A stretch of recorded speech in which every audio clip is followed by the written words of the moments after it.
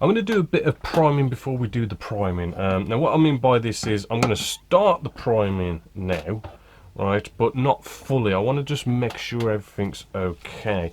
Right, so I've got a bit of homebrew finish just in here, and I'm going to mix it 50-50 with surface primer, which is 70615.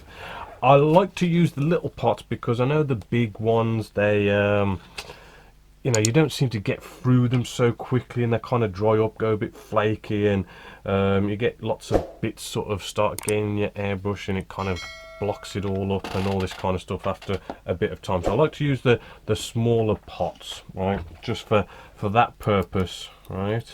Saves you a bit of money, keeps it all nice and clean, right, and bit free. So I'll give it a nice little bit of a mix, right. Now what I mean by a little bit of a pre-prime is this model, I mean, let's face it, as I say, it's already had a lot of work done on it, you know, plenty of sort of filling, sanding, scribing and all that kind of jazz, right. So we've potentially got maybe some more work to do. I mean, I've checked it over, but if we can just sort of maybe get sort of a bit of spraying going on.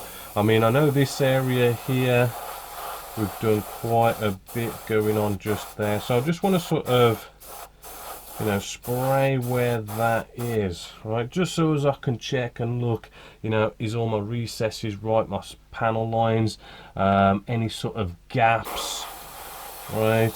You know, get those join lines as well, sort of here at the back. Let's just sort of spray that, and it's just all about,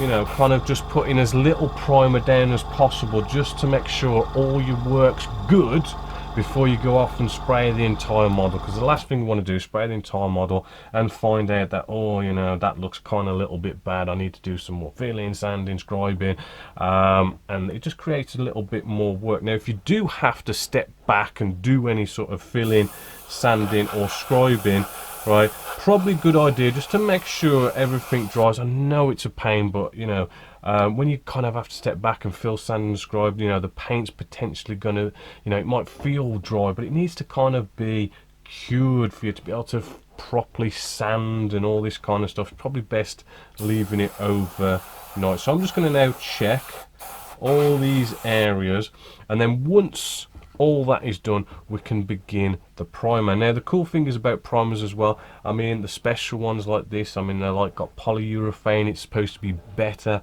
for your first layer to kind of prep ready for all your proper spraying. But it's just a simple case of, I mean, you could spray however you want, you know, you can do the whole on off business. I mean, I like to just sort of spray it sort of all on like so, but the whole idea is to kind of get that light misty coat down first, right, let that sort of dry, move along to somewhere else, and then when you're sort of ready to sort of move along to like the second coat, I mean, it's a case of just sort of spraying it on, and when you sort of see that it's looking, you know, that little bit wet, you know, just move along, don't sort of stick around when it's wet and let it pool up, right. You want to just keep it nice and just a nice consistent light coat, no pooling up, right, and you just build the coats up from there, which hopefully, as you can see there, I mean, I've got a little bit wet there, but you know, I've moved along and that should dry nicely. It's just when you keep on applying onto that and it builds up, it creates like a little bit of a pool, a bubble. You end up starting having a marble effect, and all your recesses and whatnot get covered up because you've piled so much paint in there. So I'm going to go around and do all that, and then we'll be ready for the next bit.